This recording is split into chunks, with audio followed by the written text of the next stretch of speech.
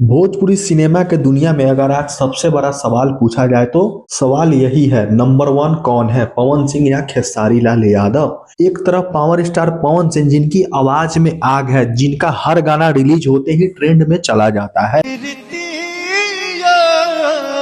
Lollipop लागेलू से लेकर आज तक पवन सिंह ने भोजपुरी को देश नहीं विदेशों तक पहुंचाया है। दूसरी तरफ ट्रेंडिंग स्टार खेसारी लाल यादव अपने दम तक यहां तक पहुंचे हैं। जिंदगी, सादगी, मेहनत और फैन से कनेक्शन उन्हें सबसे अलग बनाता है। खेसारी का हर गाना हर वर्ग के लोग से जुड़ा जाता है।